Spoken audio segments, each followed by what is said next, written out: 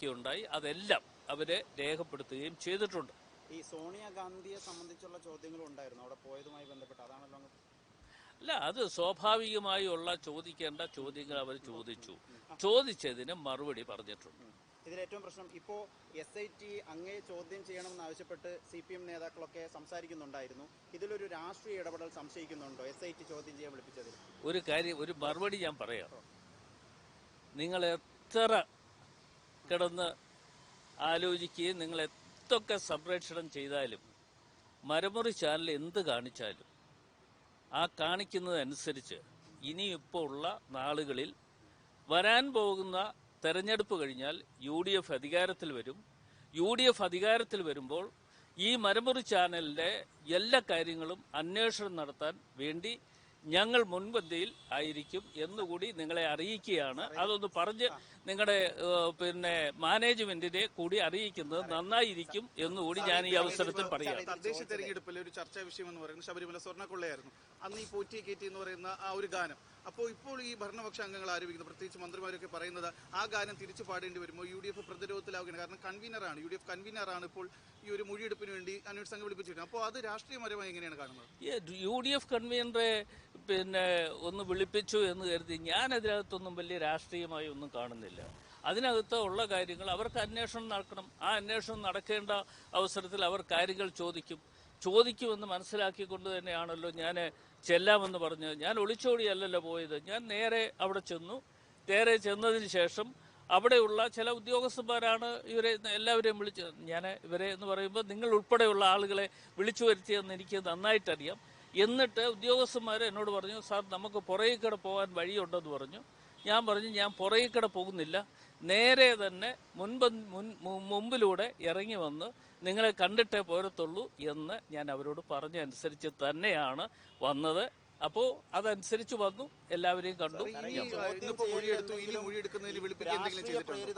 അല്ല, ഇനിയിപ്പോ എന്നെ വിളിപ്പിക്കും എന്ന് എനിക്കറിയില്ല. അത് അവരാണ് തീരുമാനിക്കേണ്ടത്. അവർ തീരുമാനിക്കുന്ന അനുസരിച്ച് കാര്യങ്ങളിലേക്ക് അവർ പോകും. അവർ എന്നെ അങ്ങനെ ആ തരത്തിൽ ഒരു കാര്യം എന്നോട് പറഞ്ഞിട്ടില്ല. ഇനിയിപ്പോൾ വിളിപ്പിക്കുമെന്നോ അല്ലെങ്കിൽ ഇന്ന സമയത്ത് വരേണ്ടി വരുമെന്നോ എന്നെ അറിയിച്ചിട്ടില്ല.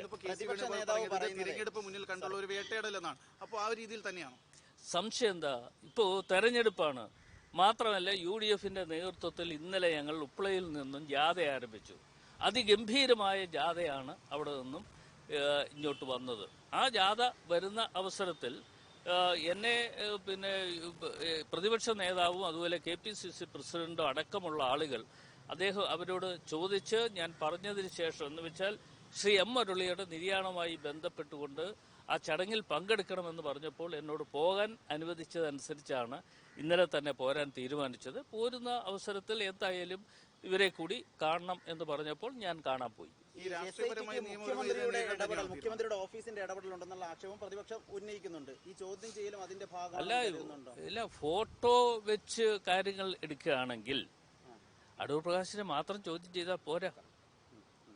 ആ ചോദ്യം ചെയ്യൽ ഉണ്ടാകേണ്ടത് അടൂർ പ്രകാശിനെ വിളിക്കുന്നതോടൊപ്പം കേരളത്തിന്റെ മുഖ്യമന്ത്രിയും വിളിക്കേണ്ടതാണ്. മുഖ്യമന്ത്രിക്ക് ഒഴിഞ്ഞു നിൽക്കാൻ പറ്റുന്ന കാര്യമല്ല. മുഖ്യമന്ത്രിയും പോറ്റിയും തമ്മിലുള്ള ചിത്രമുണ്ട്. ആ ചിത്രത്തിന്റെ അടിസ്ഥാനത്തിലാണ് ഇതൊക്കെ ചെയ്യുന്നതെങ്കിൽ ആ ചിത്രങ്ങൾ വെച്ചുകൊണ്ട് കാര്യങ്ങൾ അന്വേഷണം നടക്കട്ടെ. മറ്റൊരു കാര്യം എനിക്ക് ഒരു ഊർജവും കുറവില്ല. ഇപ്പോൾ ഊർജം കുറെ കൂടി പകർന്നു വന്നിട്ടുണ്ട്. ആ പകർന്നു കിട്ടിയ ഊർജവുമായിട്ടാണ് ഞാൻ ഇനിയിപ്പോൾ നാളെ വൈകിട്ട് നേരെ കണ്ണൂർക്ക് പോകാൻ പോകുന്നത്. എന്ന് വെച്ചാൽ UDFന്റെ ജാഥയ്ക്ക് പങ്കെടുക്കാൻ വേണ്ടി ഞാൻ നാളെ കണ്ണൂർക്ക് പോകും.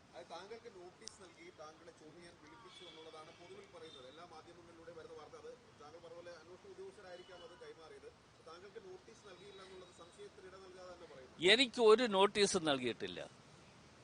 സൗഹൃദപരമായി എന്നെ വിളിച്ചിട്ട് ഒന്ന് കണ്ടാൽ കൊള്ളാം എന്ന് പറഞ്ഞപ്പോൾ ഞാൻ അതിനകത്ത് ഒളിച്ചു നിൽക്കേണ്ട കാര്യമില്ല. എനിക്ക് മറ്റ് ഒരു കാര്യവും മറച്ചു വെക്കാനില്ല. അവരുടെ മുമ്പിൽ പോയി ഉള്ള കാര്യങ്ങൾ പറയണം എന്ന് ഞാനും ആഗ്രഹിച്ചിരുന്നതാണ്. അവർ വിളിച്ചനുസരിച്ച് ഞാൻ പോയി അവരെ കണ്ടു, കാര്യങ്ങളെല്ലാം പറഞ്ഞിട്ടുണ്ട്. പബ്ലിക് എപ്പോഴും ചോദിക്കുന്ന ഒരു കാര്യമാണ്, അതായത്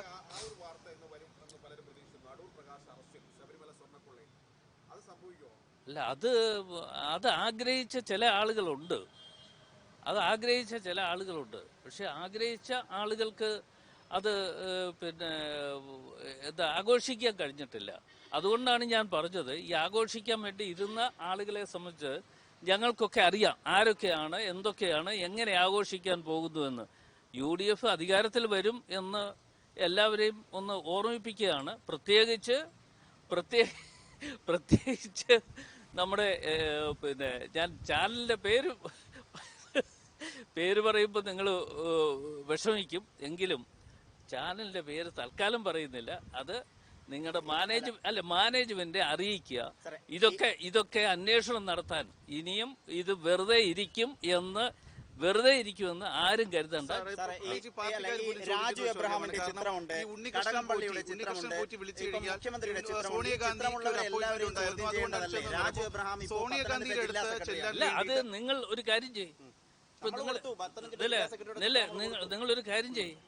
നിങ്ങൾ ഇത്രയും ആവേശത്തോടു കൂടി എന്നോട് ചോദിക്കുമ്പോൾ, റിപ്പോർട്ടർ ചാനൽ ചോദിക്കുമ്പോൾ, നിങ്ങൾ ഒരു ബ്രേക്കിംഗ് ന്യൂസ് അല്ല, രാജു എബ്രഹാം മാത്രമല്ലല്ലോ, കടകംപള്ളി ഉപകാരം കൊടുത്തു.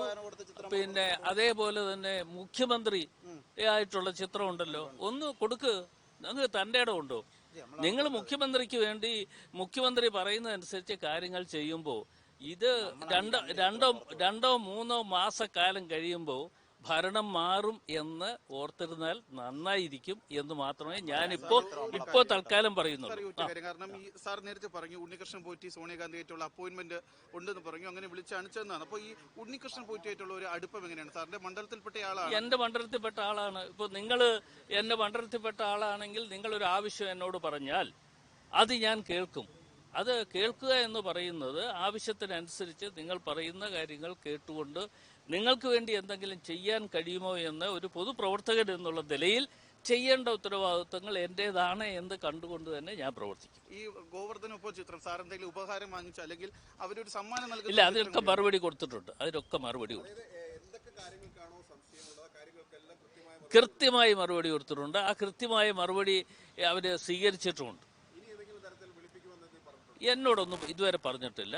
അങ്ങനെ അത് ഒരു കാര്യം ചെയ്താൽ കൊള്ളാം.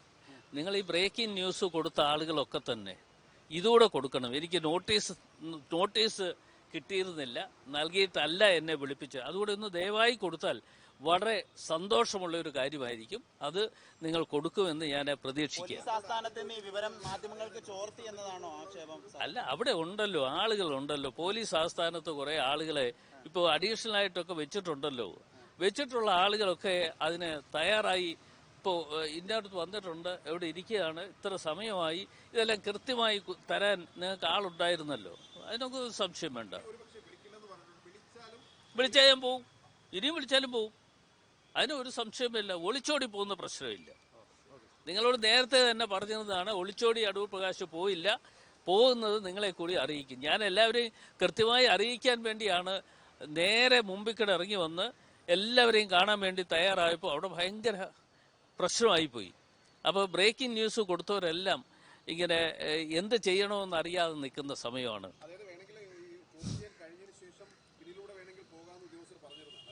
അത് പറഞ്ഞു, വഴിയുണ്ട് എന്ന് പറഞ്ഞു. ഞാൻ പറഞ്ഞില്ല, മുമ്പിൽ കൂടെ ഞാൻ പോകത്തുള്ളൂ, ഞാൻ ഇവരെ കണ്ടിട്ടേ പോകത്തുള്ളൂ.